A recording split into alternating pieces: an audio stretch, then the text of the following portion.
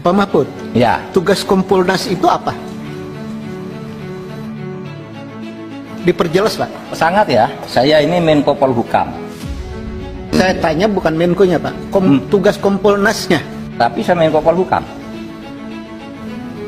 Diperjelas, Pak.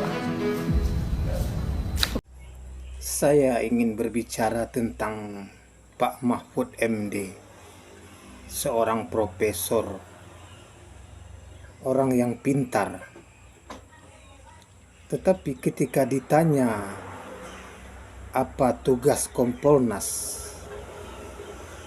Pak Mahfud menjawab lain. Dia tidak menjawab pertanyaan tentang apa tugas dari Kompolnas. Bagaimana orang pintar bisa jadi seperti ini? Ini yang saya bimbangkan. Begitu banyak prestasi yang telah diraih oleh Bapak Mahfud. Pernah menjadi Ketua MK, pernah menjadi Menko Polhukam. Begitu banyak prestasi yang diraih oleh Bapak Mahfud. Tapi ketika ditanya tentang apa tugas Kompolnas, dia tidak bisa jawab. Bagaimana Kompolnas ini bisa ada tanpa ada visi dan misi, tanpa ada tugas? Ini yang saya heran, mengapa hal-hal seperti ini ada di Indonesia, perkara remeh-temeh. Jadi bagaimana Indonesia akan maju kalau organisasi yang dibuat seperti itu? Bila ditanya apa tugas Kompolnas, nggak bisa jawab. Apakah ini yang disebut pintar? Saya kecewa dengan Pak Mahfud, dengan jawaban Pak Mahfud ini. Sebab selama ini saya menganggap dan mengira bahwa Pak Mahfud ini orang yang pintar. Saya terkejut apabila ditanya orang yang bukan seorang profesor, tetapi Pak Mahfud tidak bisa menjawab.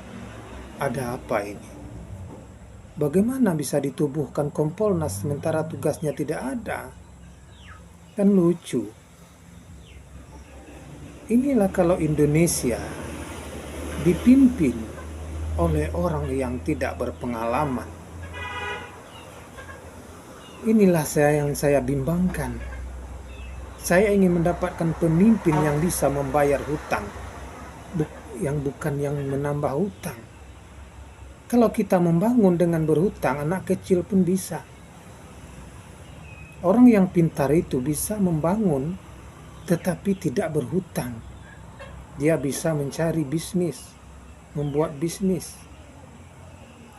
mendapatkan uang untuk pembangunan. Sedangkan uang pribadi aja pembangun ada banyak yang nggak perlu berhutang.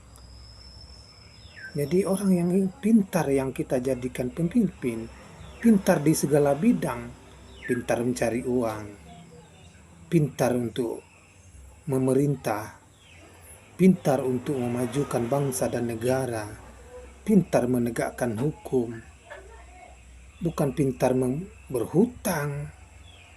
Nah, inilah yang saya harapkan kepada saudara-saudara sekalian. Mari kita pilih pemimpin yang betul-betul. Ada pemimpin yang bagus tetapi dia tidak dicalonkan, yaitu Bapak Haritanu Sudibyo.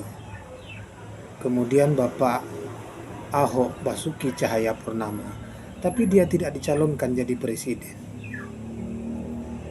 Dan dia juga tidak dibawa sebagai wakil. Inilah musnah harapan saya. Inilah pandangan dari saya. Terima kasih atas segala perhatian. Mohon maaf atas segala kekurangan. Pusikum wa nafsi bitaqwallah. Assalamualaikum warahmatullahi wabarakatuh.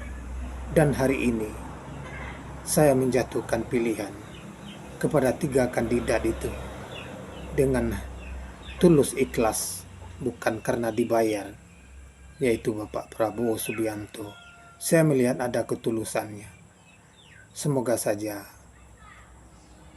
dia bisa membawa Indonesia ke arah yang lebih baik. Dengan izin Allah. Amin ya rabbal alamin.